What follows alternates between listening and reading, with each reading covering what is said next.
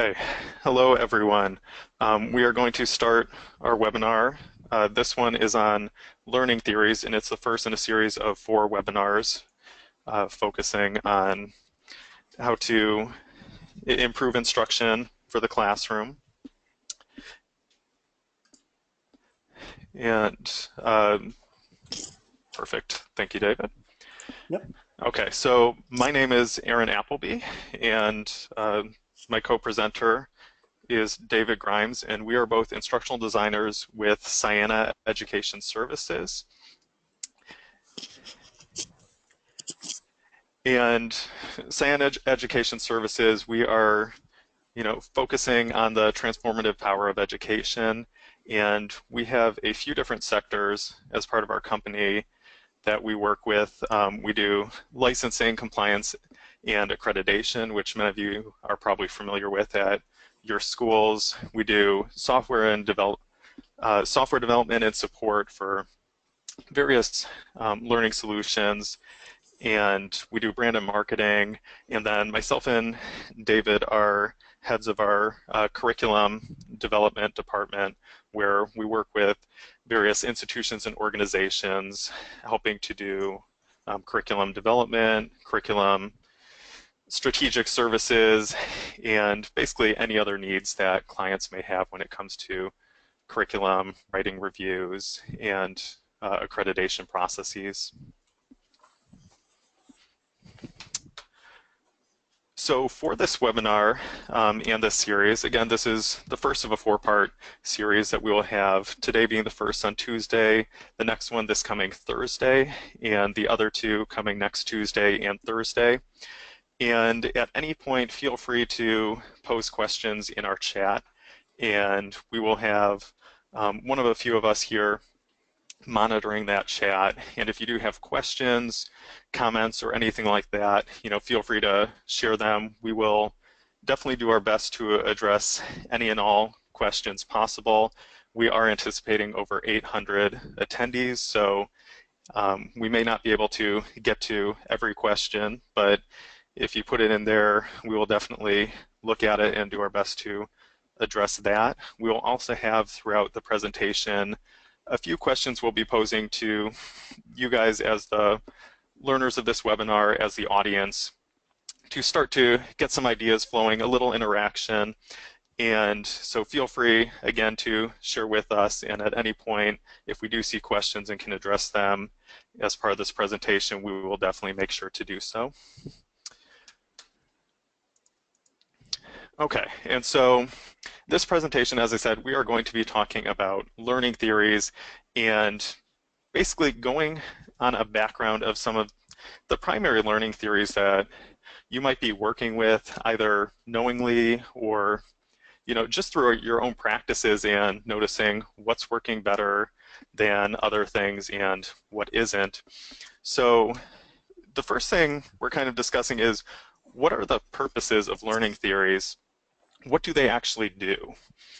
And many of you may have been able to teach or do teach without knowing the foundational principles of certain learning theories, or even fully knowing what learning theories are and how they can help in the classroom.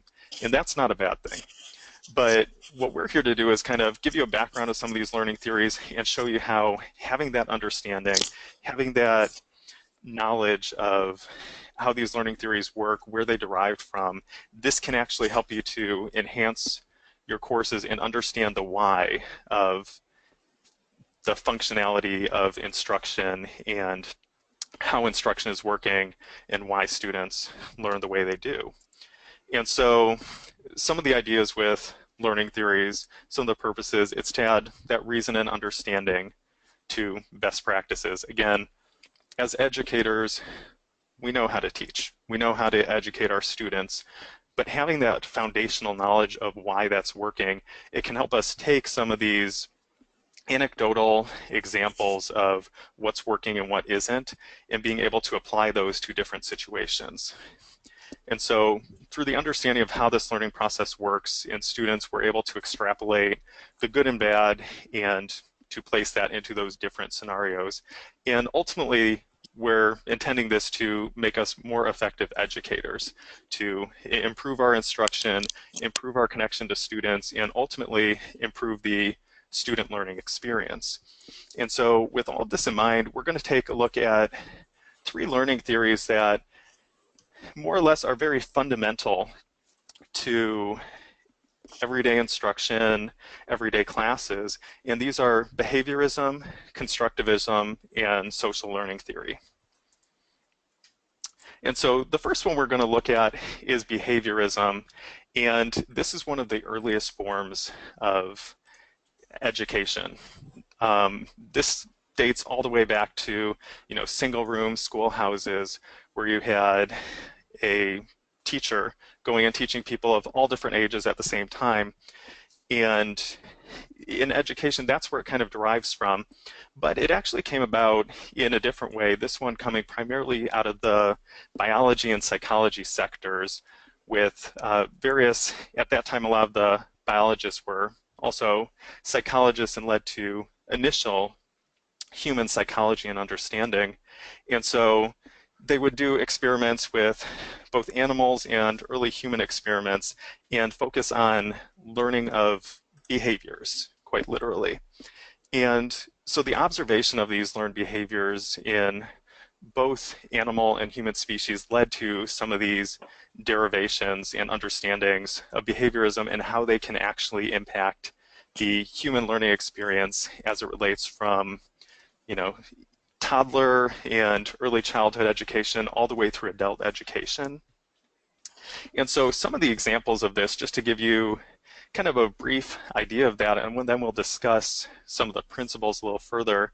One of the most famous examples that many people know about is with Pavlov's dog. And Pavlov was a biologist that started unintentionally realizing that you could teach animals learned behaviors through certain stimuli. And so Pavlov's dog is the example where he would use a metronome and play a song, play a little note, and then the dog would end up salivating. And the reason that happened is because every single time he would give the dog a treat, he would ring the metronome first. And the dog started to associate this noise with the idea that he was going to be getting this treat.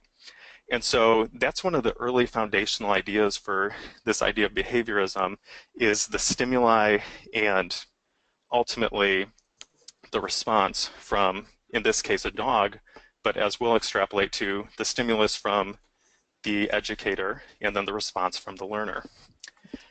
And then in some of my own previous work, we actually worked with back when I worked at some education areas and some science centers, we were working with an octopus. And we're doing some of the same stimulus. So octopus was in a large tank, and he had to go and click a red button. He didn't know what that was going to do or anything, just a tank with a button. And every time he did, he would get a treat that would drop down. So that's the same idea where he learned this idea that the stimulus resulted in the response of getting the treat.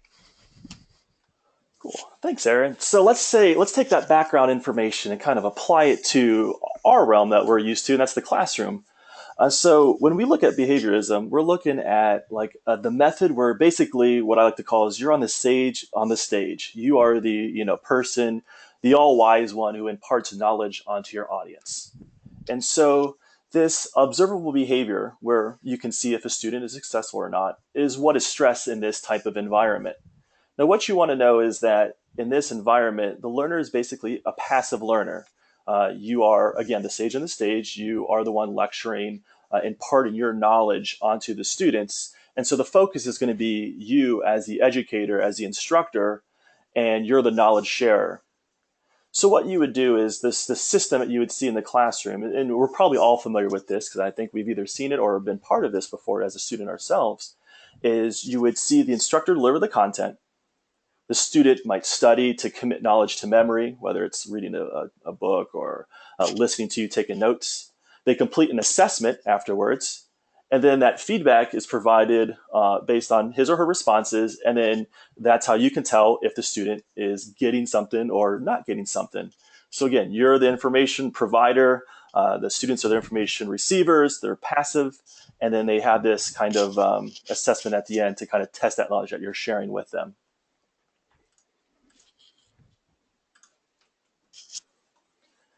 So an important part of this method is a reinforcement and a punishment type system. And punishment's a strong word, but I'll kind of give some examples to kind of put it in context of maybe what we're used to.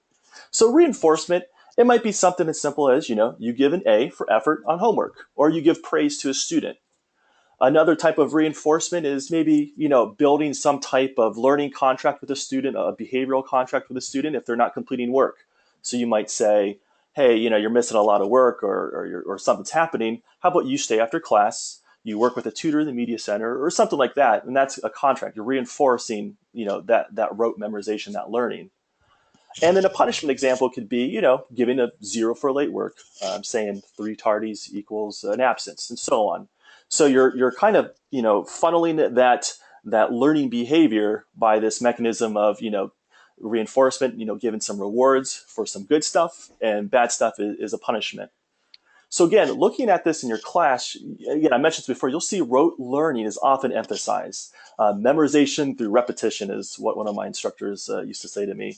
And this is going to be very important in our realm of career colleges because, the foundational knowledge for whatever field we're going to get into, there's just terms that we have to know. There's simple topics that we need to know to build off of. So the use of reinforcement and punishment is also nice to help drive a lecture-based type classroom. So where do we see this applied in education? Well, you'll definitely see this in the K-12 classroom, and you'll see this in higher education and continuing education too. And you see this because there's positives to this method. So these methods, they help where the learner may be inexperienced or they need some foundational knowledge. And there's a simplistic way to provide feedback and reinforcement punishment methods. So basically, a student learns materials from you, the expert, and then is tested upon it. And so if you think back, you probably have seen this in your K through 12 days, or you might have family members who are experiencing this right now in K through 12. You also see it in higher education. Myself, I experienced in these type of lectures where I just kind of basically sit in a lecture hall and receive all the information with a small amount or a large amount of students. And even though this is a tried and true method, you do see this kind of imparting on other types of methods. So you will see this kind of moving away. You'll see lectures used, but it's not as stressed as much. It's used in smaller doses. And then what Aaron will talk about a little bit later, there'll be other types of learning styles based on different type of learning theories that we'll use in the classroom too. So again, having this type of critical thinking is going to be very important for our students who are going into the workforce. They do need that rote memorization, that foundational knowledge of terms and vocabulary, but also an important part is that critical thinking. And that's why there's kind of a shift to move, away from it or not be focused on this the entire time, not having a lecture Monday, Tuesday, Wednesday, Thursday, Friday, or a lecture for an hour and a half or 45 minutes or whatever it might be in your classroom situation.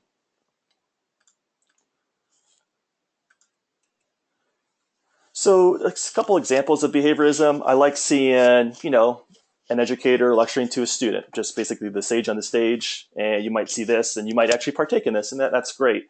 Another one is students reading from a textbook. They're taking notes, taking vocabulary, and they're kind of just remembering all the information that they need to with the vocabularies or important steps to a process.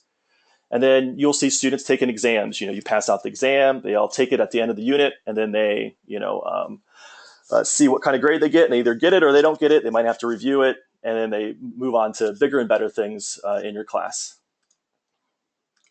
So I think this is a nice spot, Aaron. I'd like just to pause for a second, and I'd like to get some great ideas from our audience, because I know we have a lot of great educators in here, and I'd just like to see if you have any positive or negative experiences to using this type of behaviorism. So what do you see that's good in lectures, and what do you see maybe that might be a hindrance in this lecture type format, or the focus always on you? And Aaron, do you have anything like to add while we get some chat stuff in? The stuff's reported already, but I just wanted to get your opinion on it.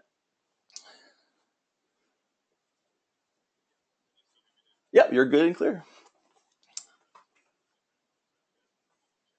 Yeah.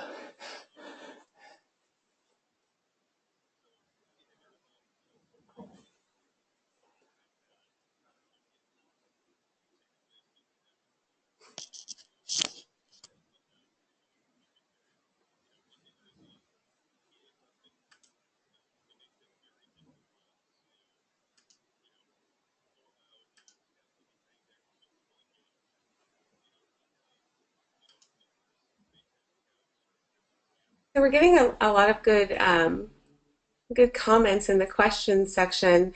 Cool. A lot of people saying that when you're just lecturing, it's really hard to keep the students engaged, and I think that's a really key point. A good one. Good game. We'll try and summarize some of the other comments that are coming up in the question section. Um, so please keep those coming.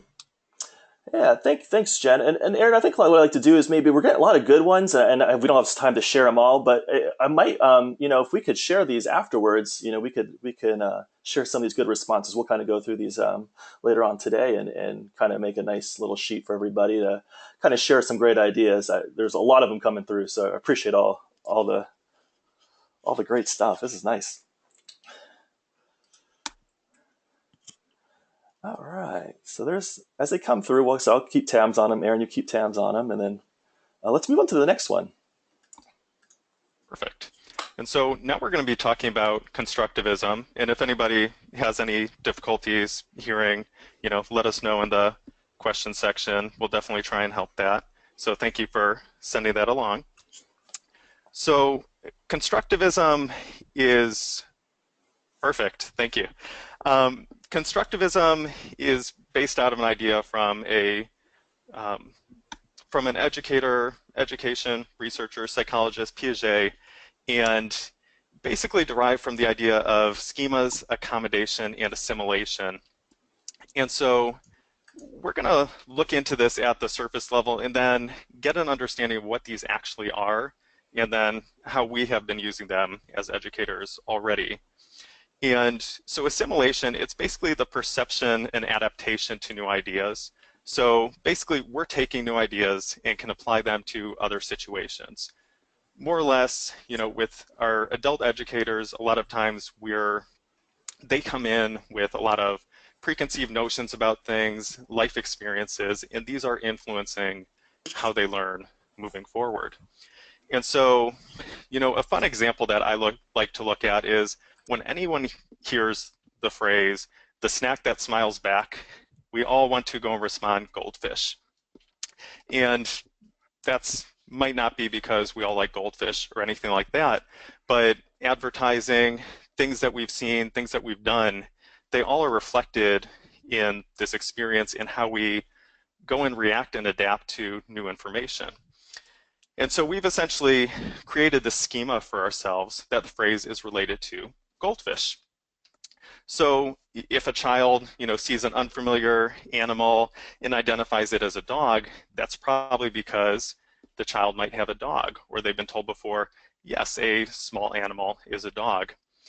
And so again, this may relate to early children, but think of it in our own way and in our own learning, how if we see an example that is similar to a previous one, then often we're going to try to relate those ideas. We're going to try to take information learned from a previous example and apply it to this new one. If we have a student that is significantly struggling, and it might be due to transportation issues, not being able to get to a library or a quiet place to do studies, and then we have another one in the future, we're going to try to compare those ideas, compare what went right about the first time of helping the student and what didn't, and use that to influence our next idea.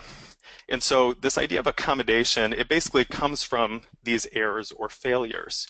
So a good example is if you try to shoot a basketball and you miss, the next time you're going to adjust. If you miss to the right, your brain learns that, okay, I need to adjust it to the left. And so we can basically take that and use that for some of our work with students and be able to apply that to, future situations that we might encounter.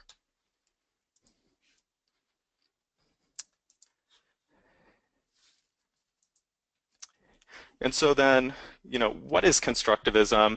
It's basically this idea, as we were talking about, that learning is based off of past experiences.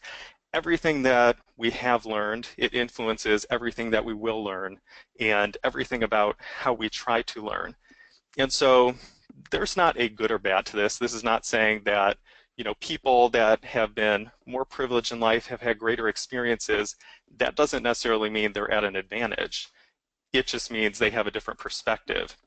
And so understanding this idea that everywhere people have come from, all their life experiences, it is influencing how they learn even the simplest of tasks will help us as educators to understand our students as a whole and be able to try to reach them better, even through individual activities or group activities.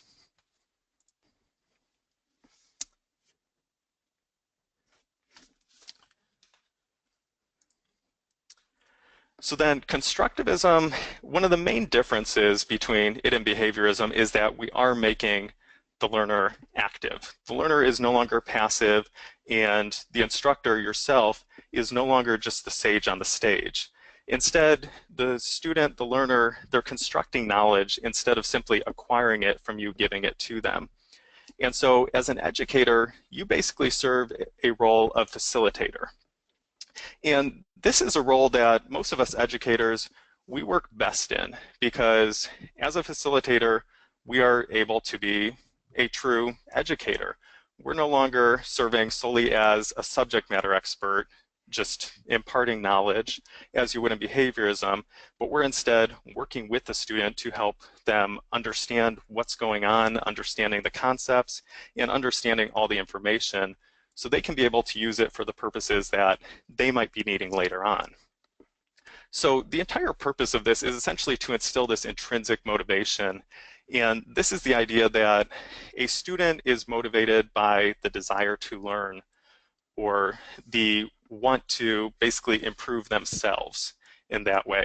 And so we're not looking for, in behaviorism, we had this idea of, a stimulus and response, but we're no longer looking for that feedback that might be given, just the learner is only working to get an A or get some sort of reward. They're instead working for themselves.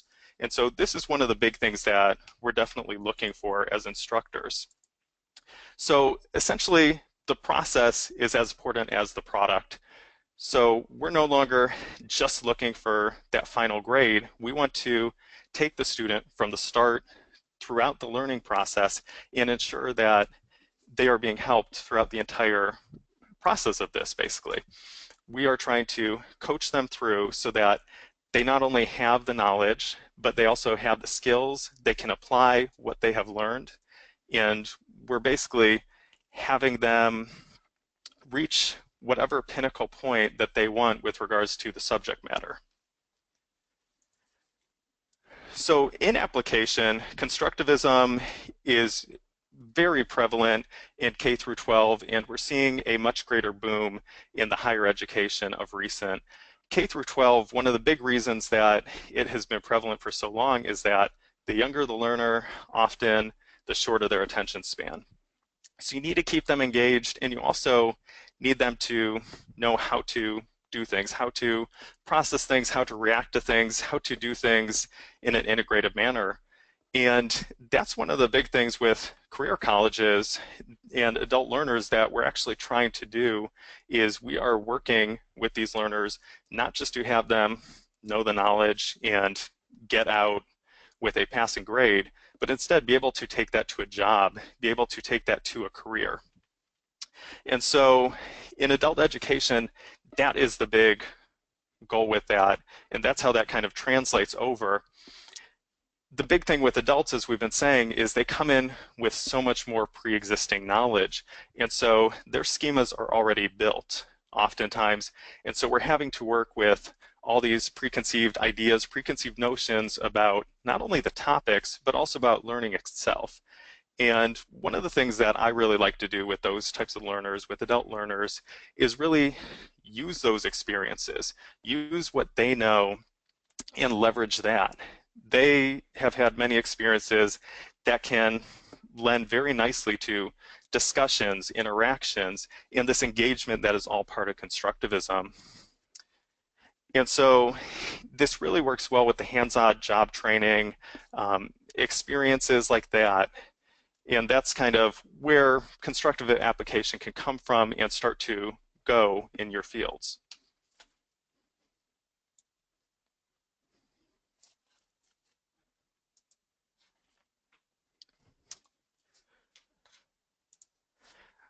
So then we also have another form, experiential learning, and basically this is hands-on experience.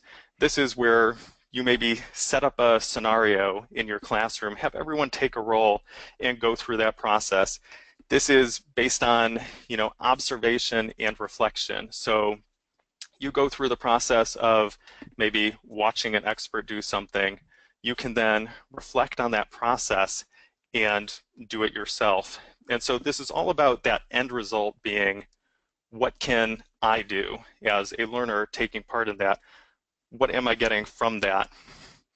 And this definitely can be utilized in general education courses, because you just need to figure out more or less how can it be applied to that. It depends on the subject matter, for sure, Linda, but ultimately, even if you have, an English course or something like that, you just make people part of that. You have them, reading Shakespeare, have them go in, read it out loud, act in, the iambic pentameter, doing everything with that, and it puts them more in this experience of, being at the theater, going through the process that the actors would go through. So you can definitely apply it in that. And these basically, they allow students to be more involved in everything in this idea of constructivism.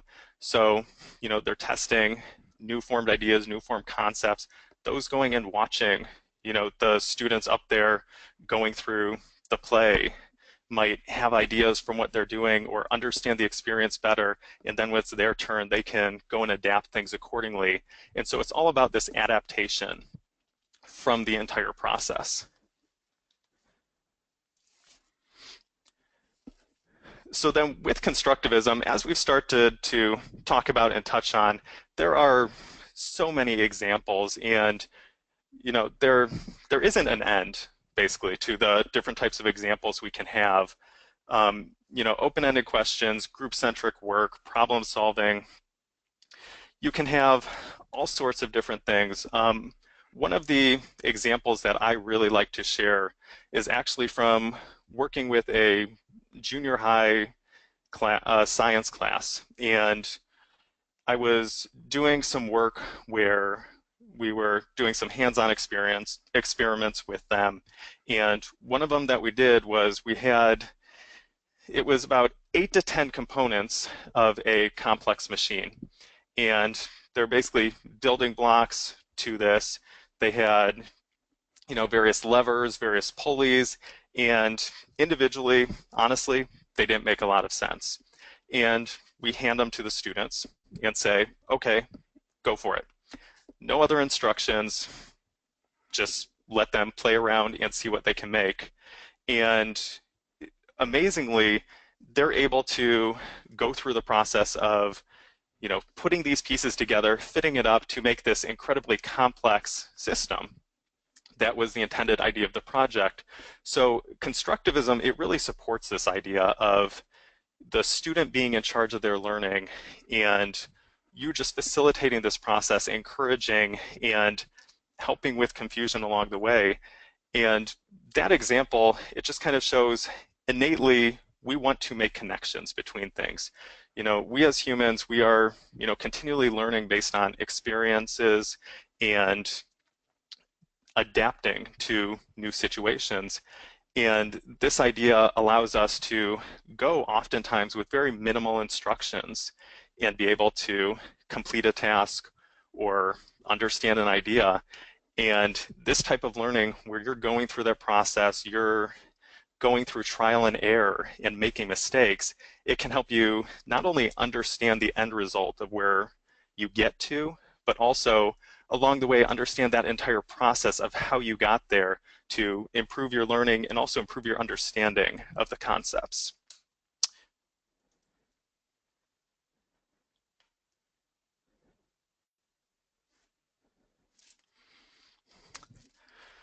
So in the group discussion, let's just start building off of the last discussion. So let's share in the chat some of the advantages and disadvantages to using some of the elements in constructivism. You know, what are you guys thinking? What do you like? What do you not like?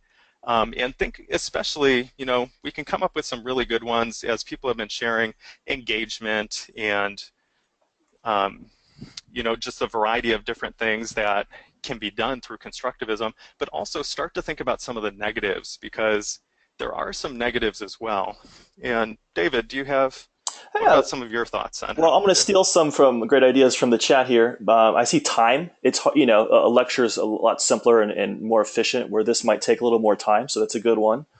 And then another thing, you know, what I think you have to be aware with, I saw some people mention this here too, is that you have to make sure those students aren't arriving at wrong conclusions. So you have to kind of be in there, you know, in the trenches with them as they're doing their group work or they're working on a project or something, and making sure that they are, you know, exploring that opportunity, like to build that pulley system or figure out what a pulley system is, but making sure they're not arriving at incorrect solutions or incorrect ideas as well. So, you know, you have to kind of play a more active role and you have to bounce back and forth. So, so I saw someone put that one in there. So that's a great idea. Any more, Yeah, I Jen, do you like see? that. Yeah, I yeah. also saw, yeah, one that I saw there was a really interesting idea that if you are starting with behaviorism, you are the instructor on the stage, it is hard to go in transition with the same group of students. And that's definitely one of the big challenges is that anytime you're changing from the norm, it's really hard to get people to buy in. And so one of the ideas I like with constructivism for a situation like that is to do a slow transition. Maybe one day instead of you talking, you can, you know, send students home the day before with a discussion question or you know, just prompt and say you're going to have a group discussion about it. And depending on how many students are in your class, you know, have the old grade school style, just put all the chairs in a circle and start talking about it. Have, you know, just an educational debate about it. And while this isn't, you know, diving fully into constructivism, it can start getting you into some of these ideas of you're still discussing it. As the instructor, you can still make sure all the topics that would be from your lecture are covered. Hmm. But you can just have the students slowly get to that. You can guide and facilitate that discussion, you know, additional questions, and maybe, you know, the students will even delve further into ideas that you hadn't prepared previously because of their past experiences or their research or just the direction of the discussion. And so it is definitely a process anytime you're trying to implement new things like this would potentially be, but that can be one way to start to, you know, just create a more active environment. Yeah, and then right before we move on, Aaron, I did see somebody said that they do like small steps like that, where they maybe do like a group activity just for 15 or 20 minutes, not like the whole class period, because it is tougher if you're a novice teacher or you're moving from being a practitioner to, you know, the classroom. Yeah, I wouldn't recommend jumping full force and doing a bunch of group work and, you know, having students going pretty much everywhere. I'd prefer a more structured approach. And then like once you feel more comfortable with the content and you feel more confident in your teaching, then you could say, oh yeah, let's do this activity for 15 minutes. That way, if it goes crazy or it doesn't work out, it's, you know, in the end of all things, it's only 10 or 15 minutes instead of a whole class period wasted or, you know, it spiraling out of control. So I appreciate the comments from the group there. It's a great idea.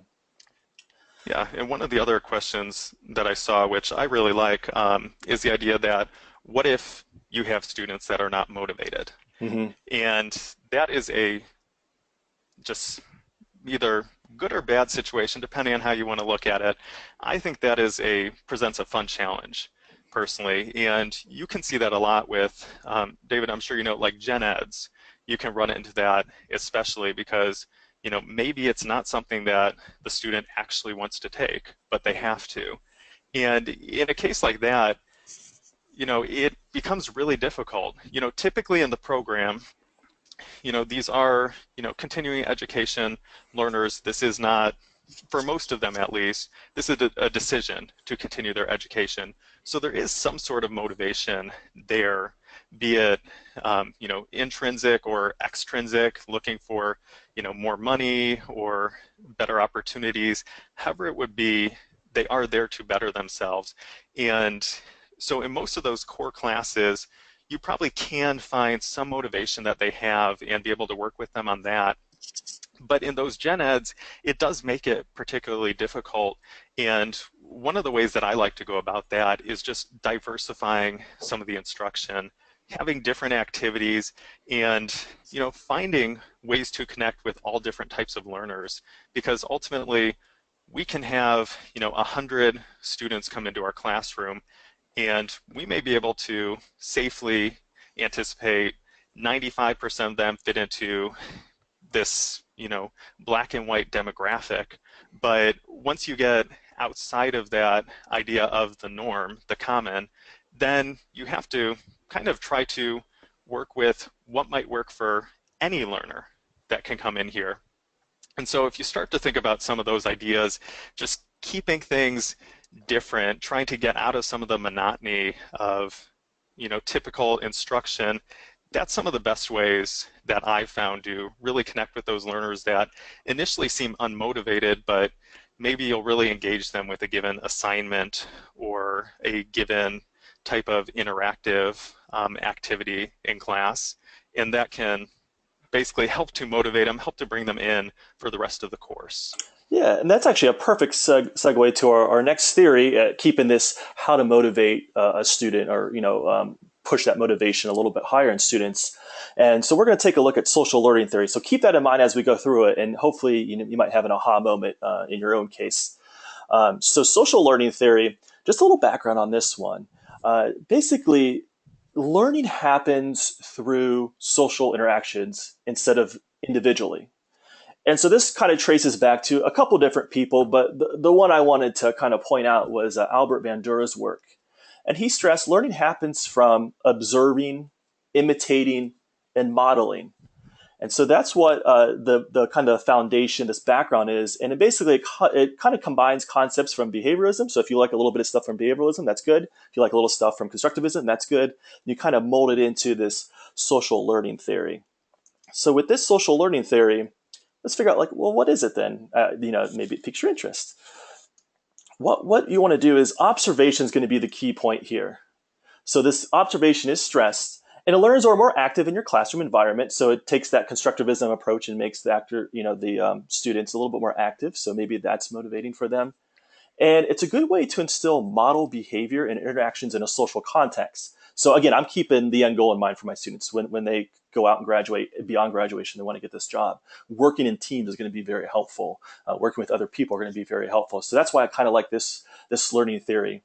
So as you take a look at that, see how this may fit in your classroom, especially if you have a hands-on lab component to your classroom, or if you have something that you can show them, you can model them, or you have opportunities where they can work together, and maybe stay away from a total rote memorization type of classroom and bring in this more hands-on approach. So if you like some ideas of constructivism, again, keep this social learning theory where you're learning together basically, or you're modeling your behavior off of the instructor. So what I like to kind of preface everything with is to kind of describe it as this Bobo doll experiment. You might have heard about this, but basically there was a study done, and there was 36 boys, 36 girls. They put them in groups of 12, and what these students did, these young students, they watched a model, like a person in a room, and one group watched this model like violently play with toys, and they would hit the Bobo doll, that little like a punching bag on the ground type thing, and they were playing violently and yelling, bang and boom and pow and stuff. And then there was another group that watched the model, and they played nicely. And in my mind, I'm thinking like the T with the finger extended type of a play. And then they had a control group, which they didn't watch any models whatsoever. And an interesting happened is what they did was they let the students, those young young learners, into that classroom or that play experience, And they found some neat stuff is basically in a big general statement is that the young kids who saw the violent behavior acted more violently. The students that saw like the nice behavior, the calm and collective type of behavior, acted that manner. And then the control group, it was kind of like an in between. There was just they were bringing in their own experiences into that thing. So it just goes to show you how maybe powerful watching somebody or getting that group dynamic in the classroom and how important that can be and how important it could be if it's negative and how quickly that could spread, or if it's positive and seeing how quickly that can spread.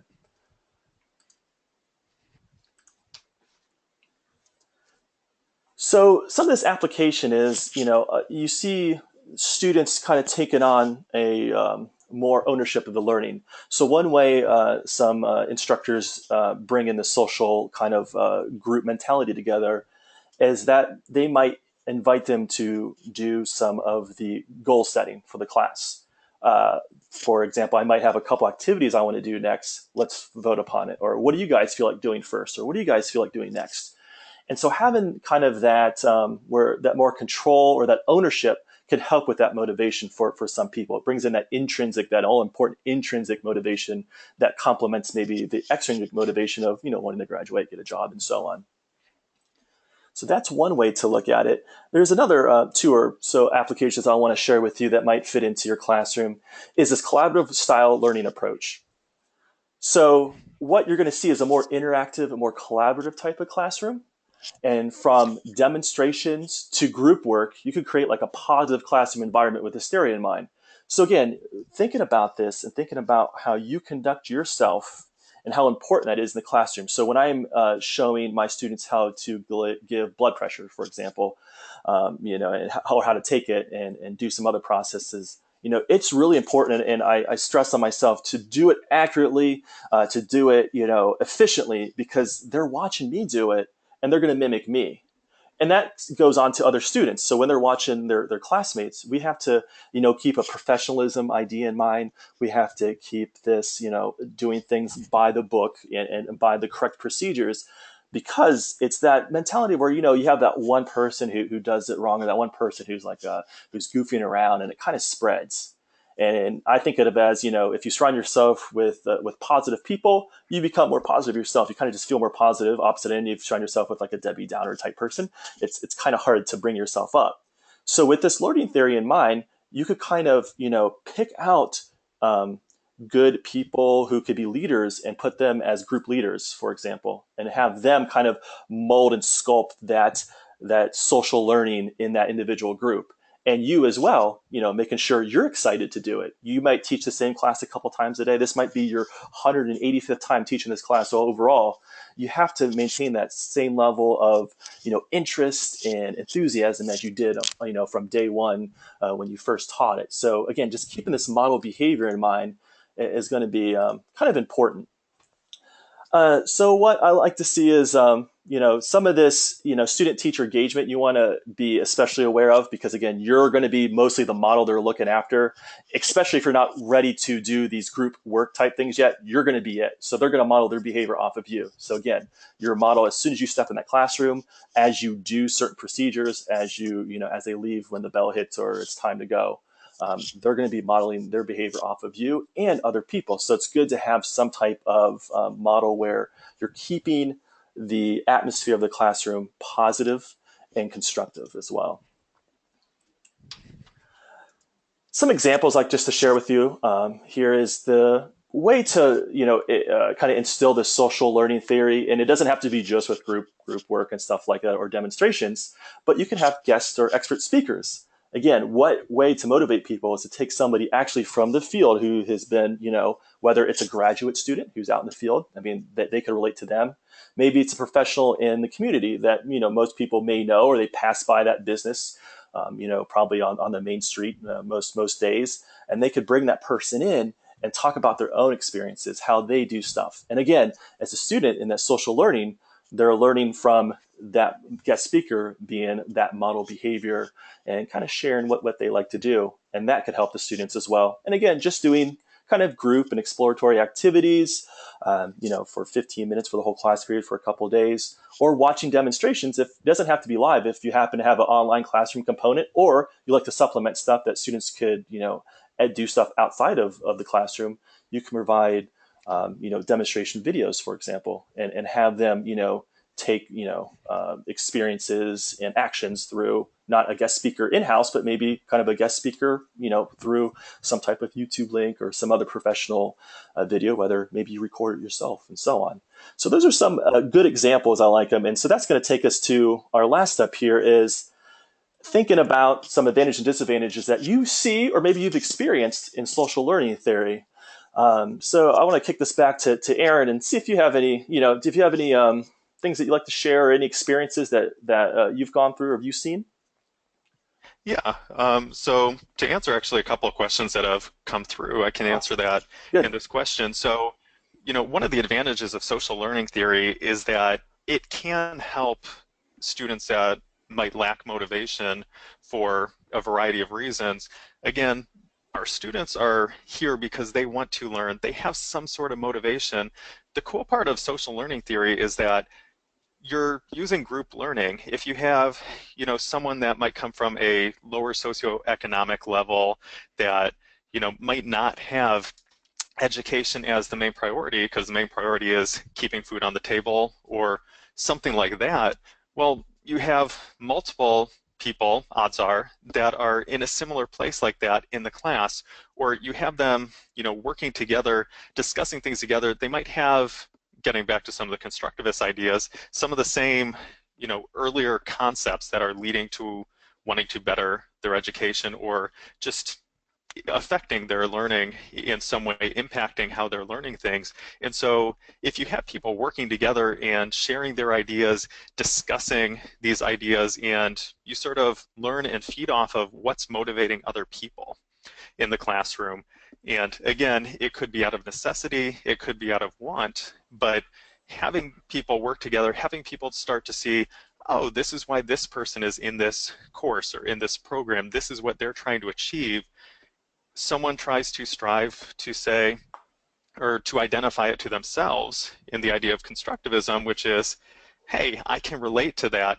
That's a good idea. That really works for me. And Mhm. so, it definitely works that way. And I like the idea that came up right now is that in social settings, there is the potential for distractions, Mhm. for getting off task. And that's where you really come in as the instructor because it's facilitating this, it's supporting this. And again, there is some stake that you need to put into learners being there because they want to learn. Ultimately, we can really only help those who want help.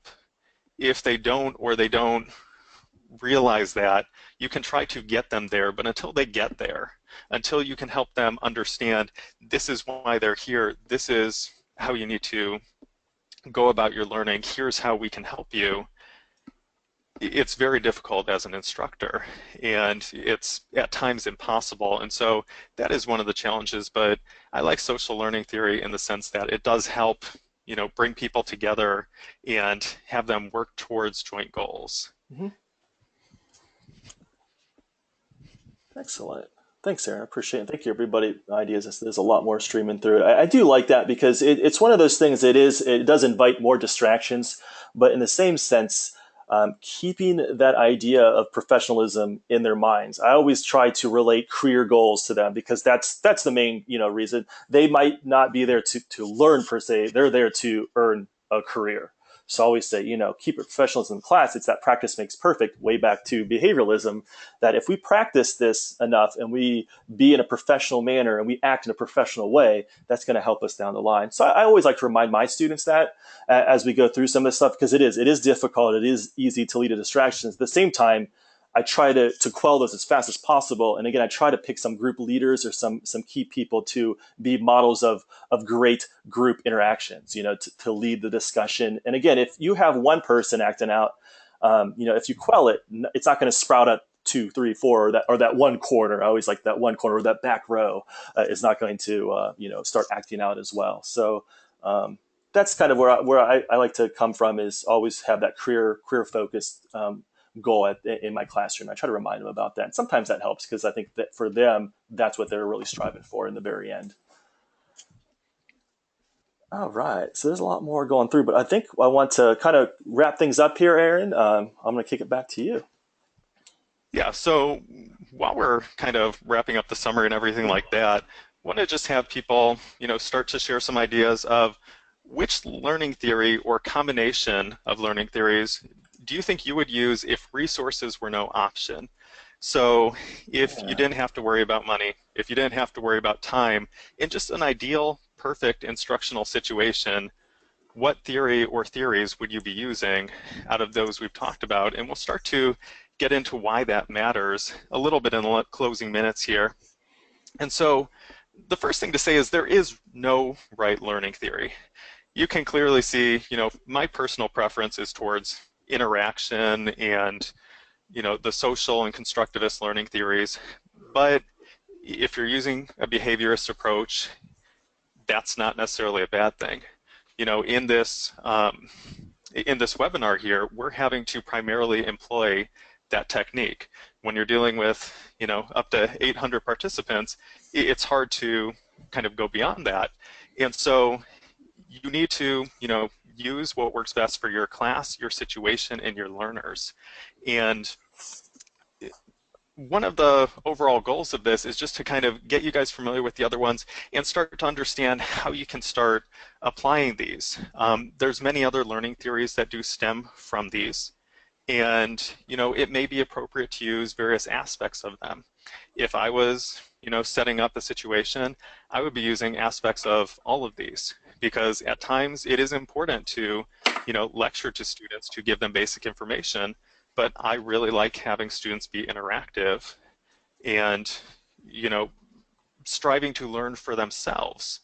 And so there is no right answer, again, as a lot of people are coming in and saying, a variety of learning theories. Some people like, constructivism, social learning theories. Mm. One of the reasons for sending those in and starting to see that is that, again, many of us use behaviorism and are the sage on the stage, as David talked about, because it's easier.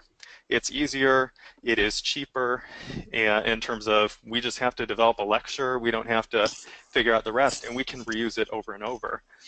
But one of the cool things about learning theories is that you don't have to use them exclusively. You definitely can, start to slowly integrate some elements. Again, as we started to talk about earlier, let's say you want to have a debate instead of a lecture at one point. You can, stay along the same lines of what you're doing and continue to do that. If you want to, start with your next class and you're teaching the same thing as previously, you were only lecturing in the previous one, but you want to make one really awesome, scenario where they're all taking roles. You're teaching, a nursing type program, nursing type course, and you want to set up a mock blood center and have everyone taking roles, some being patients, and you want to see how that works. That's a really fun first step. And again, starting to get some of those interactions in place. So there's so many different ways that you can approach it. And again, none of them is correct. And combinations can definitely, work out very well. And David, do you have anything to add from some of your teaching experience as well? I think you covered. I think it's just really knowing your audience, knowing your student body, and knowing what works. I've had, for whatever reason, you get those classes in there, and I just, I would love to do social learning and do group work and stuff, but with that type of class, for whatever reason, I had to rely more on the rote memorization or me as a lecturer. Not that I did it the whole time, but you know what I mean. I had to alter it as to my normal game plan. And then there's some classes where like it's been great. I've had either smaller numbers or I had like just this great group of students in there, and we were able to, open it up and have little discussion because they actually went home and read their chapters and came back and they understood stuff, and we were able to dedicate more time in the classroom to more of this social learning, to that constructivism. So I think it's all about knowing your audience and feeling what is appropriate. Aaron says, we always stress there's no right learning theory. Do what's appropriate with how you feel in confidence wise and how you are with your student learning body. We all have different students. Every time we might have different students, and I think that's important to kind of be nimble and be able to change with that learner set. Yeah, and Ronald, you bring up a nice question. Are these Mhm. really theories or just practices? And um, a lot of what we're discussing right now is the practice of the application of some of these theories. So Mhm. if you are interested in more background information, searching some of these theories, looking at how they came about, it's definitely really interesting and can lead to a lot more information if you are interested. Most of them derive from biology and psychology, and so we could talk for weeks on any one of the theories, and they definitely have a lot of fun experiments that led to some of these ideas of the practices. So this is a very high overview of a lot of it, but it can definitely, if interested, anyone can definitely look into it further and start to see some of the basics of how it actually came about, some of the experiments that were used, and some additional learning theories that have derived from these. Mhm. That's great. And then just to be respectful for your guys' time, because we do appreciate you taking a chunk of your day to hang out with all of us. I loved all the information that came through the chat. I wish I could share the chat with everybody, and which we'll try to do. But we're nearing here at the hour, almost to the minute here. So I just wanted to open up to additional questions. And if you did have something, stick online here and throw them in the chat. We'll try to answer as many as we can before we get kicked offline here. But if we will have this recorded and available on the ACCSC website. If you want to review it or if you want to share this with a coworker, we can in the future. So kind of keep your eye on the website. And I personally, I just want to say thank you so much. Hopefully, we see some of you guys again. We have a couple more webinars coming up, and I'm excited to kind of get some of this great feedback and information and questions the next time we come around. Yep. And with the additional webinars, we'll also be delving a little more into additional application that takes off of some of the information in this webinar. Mm-hmm. And David, I think on the next page we do have contact Yeah. information as well. Yeah, if So you don't have time those now, are, yeah, yeah, you could contact us. yep, yeah, and I'm Aaron and Yeah. David, my co-presenter. So yeah, we will try to see if there's any last questions, but if you forget any of them, come up with one later, feel free to definitely send us an email. If you are looking for, steps for either your class, your school, doing any sort of, curriculum work or looking to integrate some of these theories, we can definitely, help answer your question and help you out with that. Yeah. I do see one question there. How do you do this from a distance for students outside the classroom?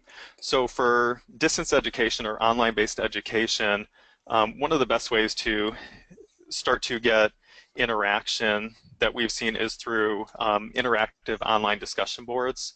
And we utilize these for a lot of the online courses that we build and support. And they can work similar to classroom discussions where you have a general topic on there and you have them reply during the week. And you start to, as a instructor facilitator, you start to basically just respond to things and kind of add leading questions, continue that discussion, continue the ideas that are going on. So you want to try to avoid finite questions, but more ideas of, what learning theory do you think is best? And have the students take over. And, we've had online discussion boards that we've helped set up and support that over the course of a couple weeks has thousands of posts between, 50 students. And you really can start to get some of the engagement, and all it takes is just one or two students that are really engaged to start motivating the rest of the students to be like, oh, that is actually an interesting idea, or even if the student is just simply on the mindset that they need to keep up. Mm-hmm. And so that's definitely one of the ideas. Yeah, that's great, Um, and I think being active yourself too, Aaron, is helpful. I know in my I teach online at the moment too, and you know, me diving into the discussion board, I set up time every day to jump into discussion boards to either steer the conversation or reply to people, and I try to reply to, you know, every student that I can. You know, given my time, because I think it's nice to get that feedback from the instructor too. So it just, you know, again, that social element, it can be within fellow classmates, but it can be with, you know, you as the instructor. Sometimes our academic dean will come by and swing into my discussion boards and post some stuff when she has time, and it's just kind of neat. You know, it's just it's trying to replicate that feel you might get at a career school on ground, where you get to know everybody's name and stuff.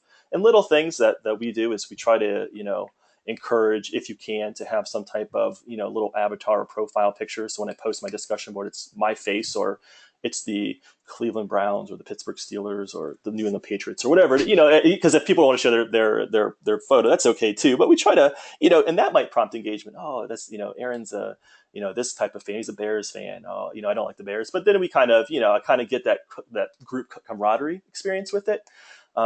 So, you know, discussion boards, I try to, you know, and it depends on your technology capabilities, but even sharing videos or type of audio with students so they can hear my voice, they can see me. And sometimes seeing me is a nice, helpful thing too, where I just post a quick little hello or reminders at night. I try to engage that way and create that social aspect as well.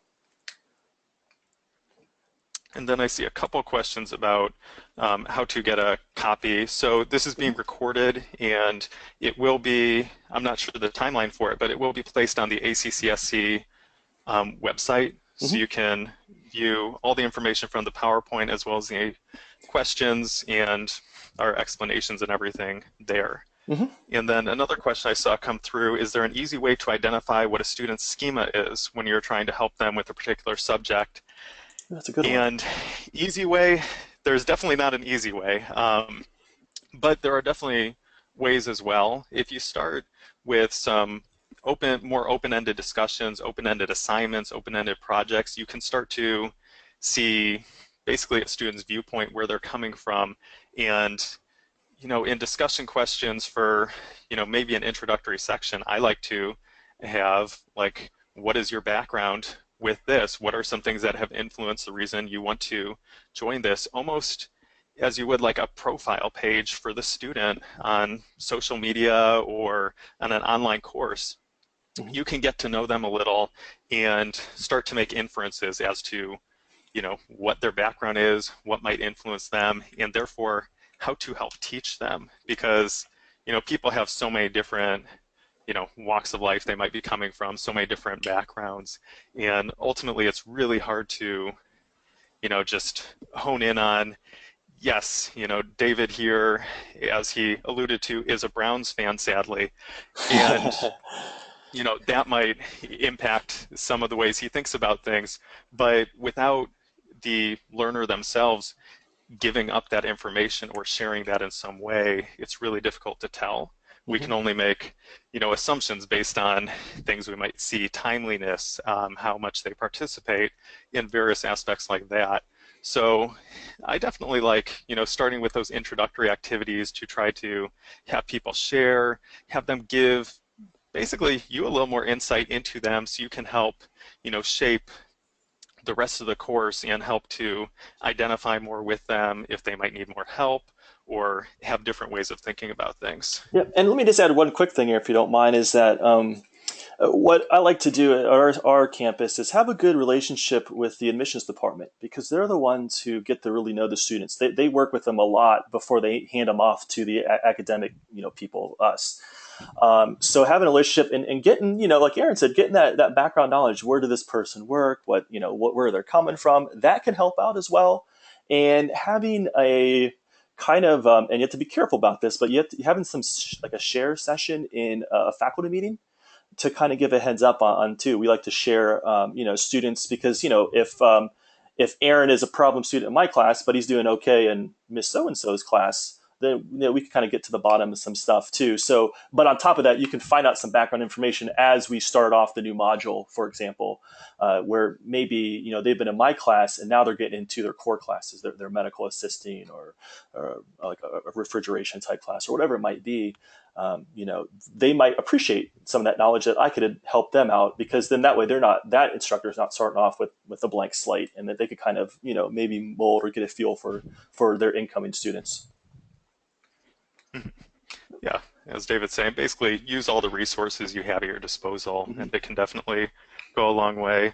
And I appreciate the couple other Browns fans All right, harassing me yeah. there. It's very nice. Yep. I'm a Bears fan, so I can't say too much. Um, Yep. and then I did see some people are asking about the certificates. Yep. David, do you have any knowledge on that? I Yeah. actually do not. I believe you'll have a link that will be shared that you can download and get the certificate. I know when we were talking with ACSC, there's ones that they'll be available. I don't know too much Yeah, more than that. Okay, thank you, Jen. that's correct. Yep. Everybody will get, after the webinar, you'll get a link to a non-attendee specific certificate that you can complete. So you'll be able to complete it for, if you had multiple members of a team sitting at the same computer, you'll be able to complete a certificate for each one of them. So Okay. that will come out after the webinar. Good question. Thank you, Jen. I appreciate it. Yeah, thank you. Yeah, and I think we're about 10 after, Aaron, so we might have to wrap it up here. But is there any last questions that are coming through that we can answer? Are we looking pretty good? So I don't want to leave anybody, especially I'm if seeing it's nothing right now. I awesome. think, Okay, well, I think that's it. yeah, So, the attendee certificate, one more time, those will come from a link that you will receive that is not attendee specific. You will be able to, if you have multiple people that were watching on a computer, mhm. get a certificate for everyone, but that will come via a link after the presentation. Yep. All right. Well, I guess that's it, Aaron. And well, thank you, Jen. Yeah, Thank you, Aaron, for being our co-people here. Thank everybody who's sticking around a couple minutes after, and everybody's been through. We really appreciate it. And I guess we hope to see you again in a couple of days here on our next webinar. yeah. Anyone here, we will see Thursday at our next one and next week at the other two. And thank you again. Have a great day, everyone. Yeah, appreciate it. Thank you.